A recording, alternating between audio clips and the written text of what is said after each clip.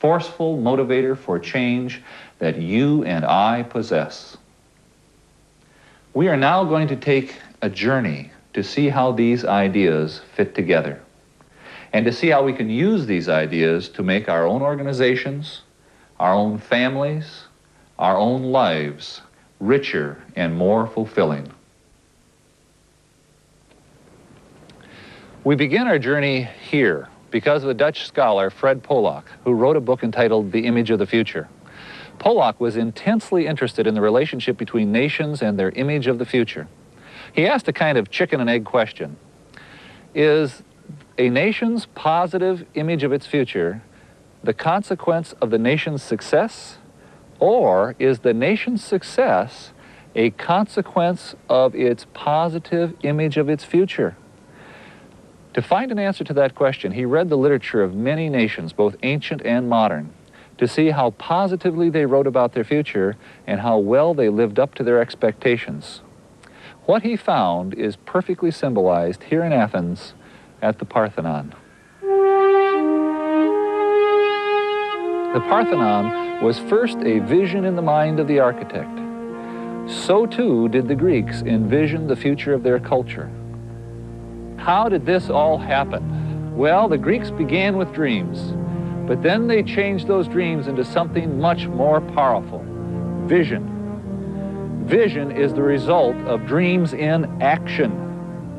What Polak found in his research was that significant vision preceded significant success.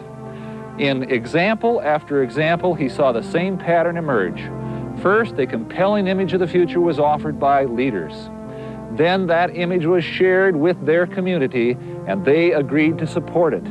Then together, acting in concert, they made the vision a reality.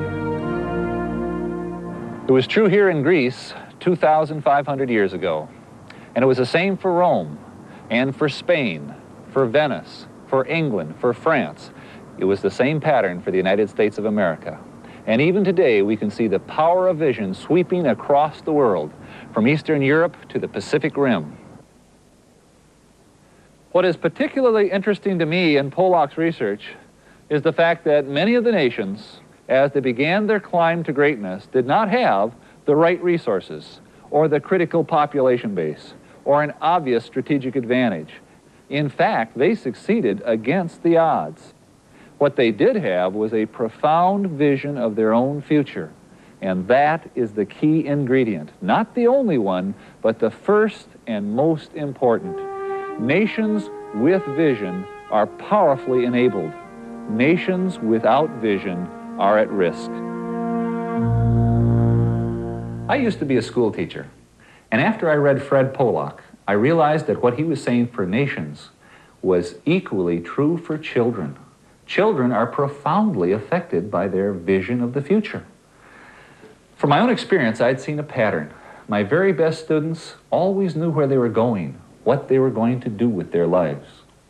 When I read Benjamin Singer's scholarly work, The Future-Focused Role Image, I found that my observations were strongly reinforced by a lot of research.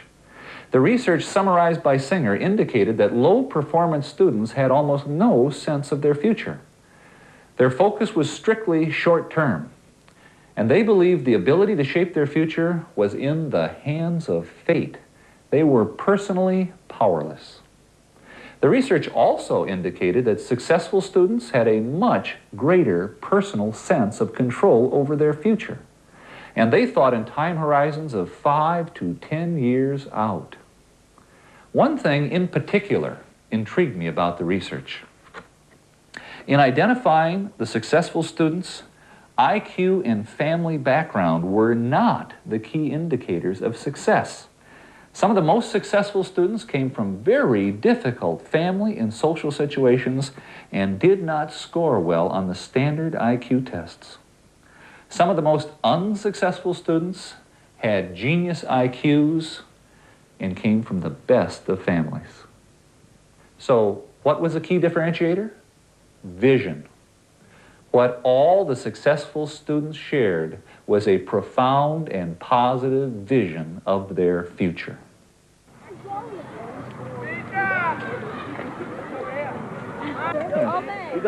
I can think of no better place to bring Singer's observations to life than to visit this elementary school, PS 121, in Harlem, in New York. Here in 1981, Eugene Lang came to give the commencement speech. He had graduated from PS 121 in 1933 and was now a successful, wealthy, self-made man. He had a lot of concern over the problems these children faced, and so he was planning to try to instill some hope in them. But as he sat on this platform and looked across the faces of those sixth graders and their family and their friends, he realized that words alone would have little meaning. So on the spot, he changed his speech. And the changes in his speech would change the lives of those children forever. He began by making a personal connection to the children by telling them how he had been in Washington, D.C. when Martin Luther King had given his famous "I Have a Dream" speech. Then he said to those sixth graders, "Everyone must have a dream. Your dream is important. It can be your future, and education is the key to that future." He spoke to their journey through junior high and then senior high school and then on to college. But when he said college, he realized that college must seem unattainable to most of these kids. So he said to them, "And don't think for a minute you can't go to college, because you can." And then, with the family and friends listening, he promised those sixth graders that he personally would provide each and every one of them who graduated from high school a college scholarship. Here were these sixth graders thinking that they could not expect to go to college, and all of a sudden, this promise. Mr. Lang sat down to the cheers of the audience, but he knew that money alone was not going to make this happen.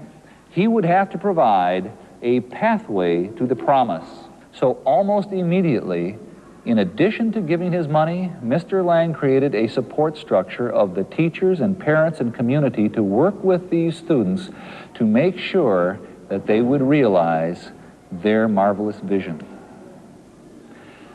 From past history of this school, you would have been able to predict that of those sixth graders who graduated from this school, only 25% would have graduated from high school. And of that 25%, almost no one would have gone on to college. But thanks to Mr. Lang and the support he and the community provided, 48 out of 52 of those students graduated from high school, and of that 48, 40 went on to college. Here at PS 121, in the heart of Harlem, we see perfectly illustrated what Benjamin Singer wrote about: the power of a child's vision with the help of the community to overcome history and economics, to motivate that child to extraordinary achievements.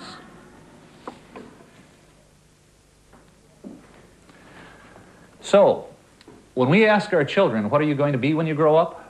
We are helping them to think about something that is very important. Never treat their answers as trivial, even if they change their mind every week. We listen to show our children that their dreams of the future are significant, and our interest in their dreams builds their confidence and ability to shape their own future. For nations, for children, we see the same pattern, the same power, the power of vision.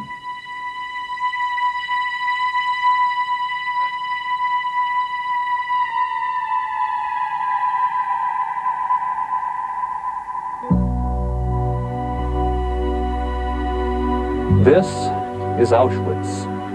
It seems a strange place to come to talk about vision. During World War II, millions of people, mostly Jews, but Poles and Russians and Gypsies too, were put to death in camps like this. The reason we have come here is to examine the importance of vision under the worst possible conditions. It was here that the third scholar who influenced me made his discoveries. His name was Viktor Frankl. He was a psychiatrist in Vienna. He had a good practice, lived the good life. He was Jewish. When World War II broke out, he was rounded up by the Nazis along with thousands of others and brought in freight cars to this hell on earth. When he arrived, Frankl set 3 goals for himself. 1, to survive. 2, to use his medical skills and help where he could. And 3, to try and learn something. Imagine that, to try and learn something amidst the Holocaust. Well, Frankl succeeded in all 3 of his goals. And after the war, he went back to Vienna and wrote his now classic book, Man's Search for Meaning, in which he illuminated what he learned. In his book, Frankl acknowledged that the majority of prisoners were executed soon after they arrived. What Frankl focused on in his writings were those who, like himself, were instead put to work under the most horrible of conditions. Millions died. Yet among those who survived, Viktor Frankl found a common thread, a trait essential to their survival. All of those who made it through had something significant yet to do in their future. Let me repeat that. All of those who made it through had something significant yet to do in their future. And here we see the pattern again, the power of a vision of the future to help overcome seemingly insurmountable odds. Let me illustrate with one of Frankl's stories. 2 men were going to commit suicide. It was a common occurrence here in the camp. Their friends literally saved their lives by reminding them of their future. For the one, it was his child whom he adored and who was waiting for him in a foreign country. For the other, it was a thing, not a person. This man was a scientist and had written a series of books which still needed to be finished. His work could not be done by anyone else. And once they were reminded of their responsibilities to their future, they accepted it and were empowered to continue and survive. It worked for Frankl, too. He writes, "Almost in tears from pain, I kept thinking of the endless little problems of our miserable life. What would there be to eat tonight? If a piece of sausage came as an extra ration, should I exchange it for a piece of bread? Should I trade my last cigarette, which was left from a bonus I received a fortnight ago, for a bowl of soup? How could I get a piece of wire to replace the fragment which served as one of my shoelaces? Who could help me to obtain work in camp instead of undertaking this horribly long daily march? I became disgusted with the state of affairs which compelled me daily and hourly to think of only such trivial things. I forced my thoughts to turn to another subject.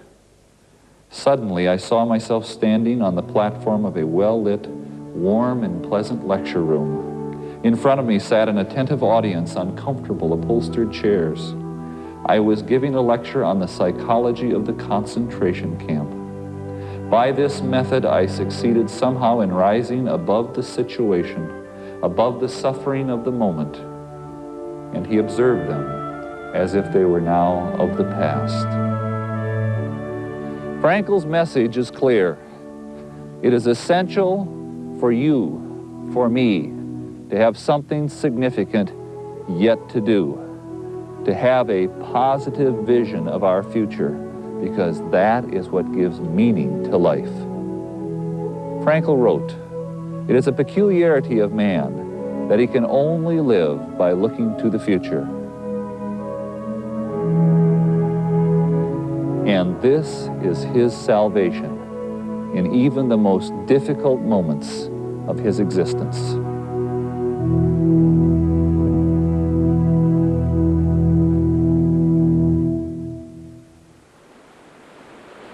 We have come here to share a metaphor.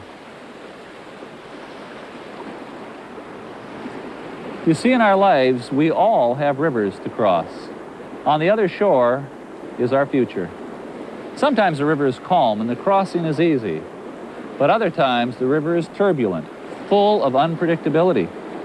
Too often during these turbulent times, we try to cross the river just by jumping in and starting to swim.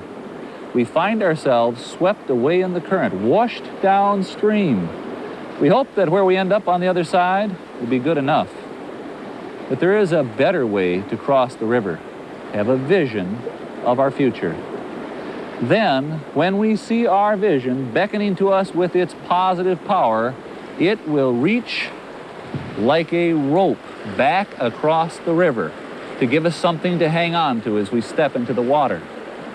Now the river's going to grab at us, try to break our grip, try to carry us away from our destination.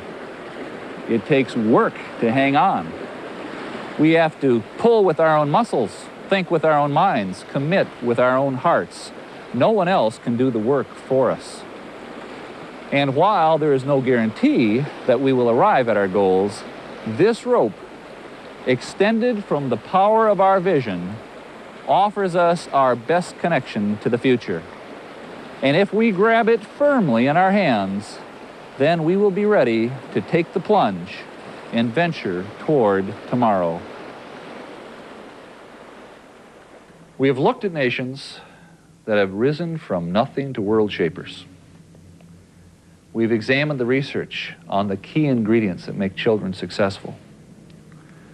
We have visited a place where people were put through the most difficult conditions that human beings could be put through and survived. And all of these have a common thread: the power of a positive vision of the future. Now, I bet I know what you're all thinking. Where is the corporate discussion? If it works for nations, and it works for kids, and it works for adults, does it work for organizations? Of course. In fact, this discussion is fundamental to human nature at all scales. Organizations are one of the best places to see this illustrated because they have the proper size and complexity to really use vision's power. Think about organizations, beginning and mature, profit and non-profit, who are doing amazingly well, and I'll bet they're being driven by a vision. Let me give you some examples.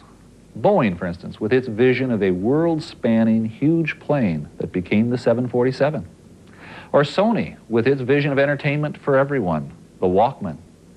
French Telecom, the French telephone company that decided it would be the best phone company in Europe, when maybe it was the worst. Milliken and Company, with its relentless pursuit of excellence. The Salvation Army, a nonprofit group that's had a 100-year vision to help the poor and the destitute. And Toyota, whose vision is not to be just the best car company in the world, but the biggest. So, question, what makes up great vision? First, let me tell you something that isn't part of the vision. In fact, it's a mistake to have it a part of the vision. Vision is never expressed in just financial numbers. Those numbers are always a consequence of a vision achieved. So, what are the key ingredients? Well, first, visions need to be developed by leaders. Now remember, there are leaders throughout an organization, some with titles and some without.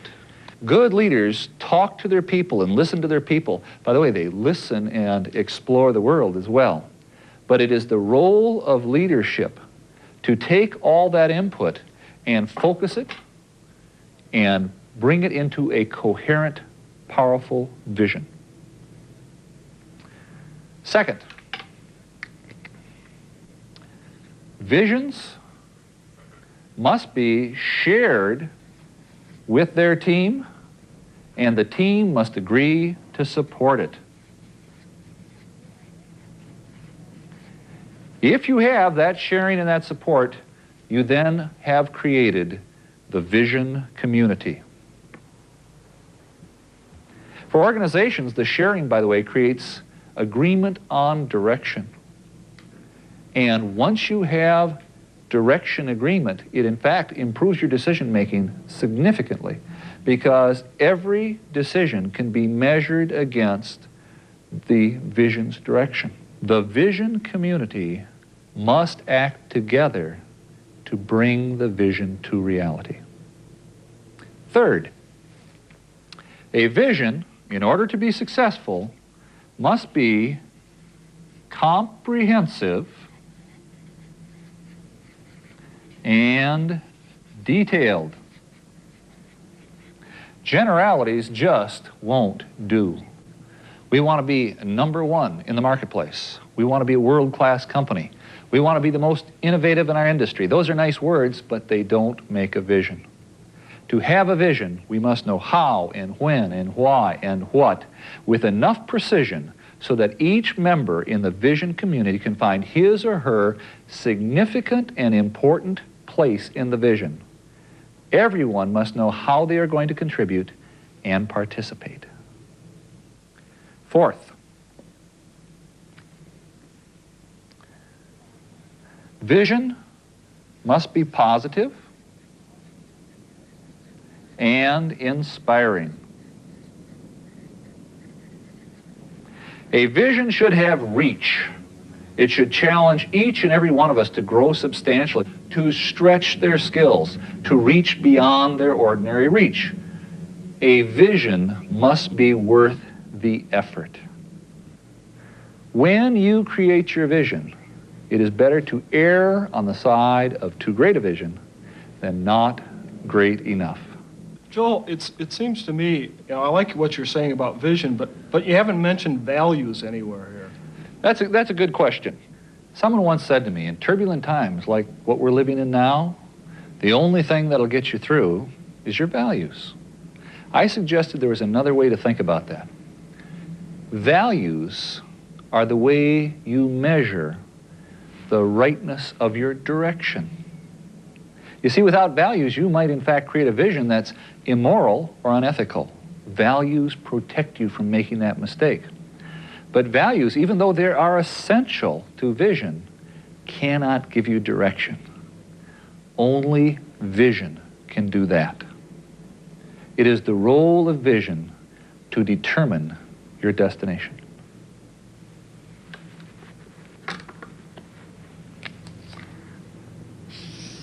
Leader initiated, shared and supported, comprehensive and detailed, positive and inspiring. When you get all of those put together, you've got your vision community. And once you have the vision community, now you are empowered. There's a story I'd like to share with you. It was inspired by the writings of Loren Eiseley. Eiseley was a very special person because he combined the best of two cultures. He was a scientist and a poet. And from those two perspectives, he wrote insightfully and beautifully about our world and our role in it. Once upon a time, there was a wise man, much like Eiseley himself, who used to go to the ocean to do his writing. He had a habit of walking on the beach before he began his work. One day, he was walking along the shore. As he looked down the beach, he saw a human figure moving like a dancer.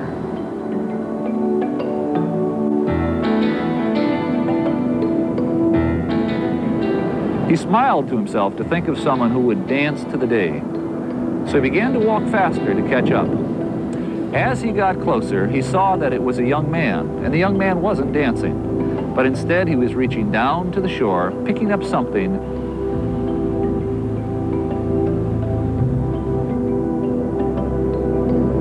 and very gently throwing it into the ocean.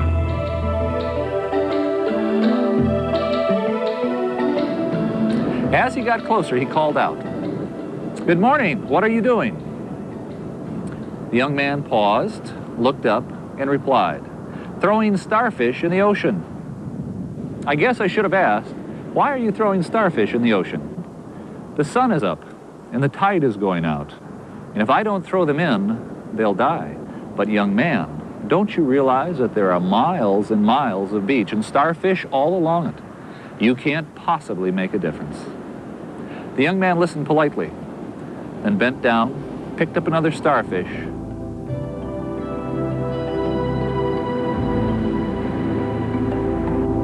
and threw it into the sea past the breaking waves. It made a difference for that one. His response surprised the man. He was upset. He didn't know how to reply. So instead, he turned away and walked back to the cottage to begin his writings. All day long, as he wrote, the image of that young man haunted him. He tried to ignore it, but the vision persisted.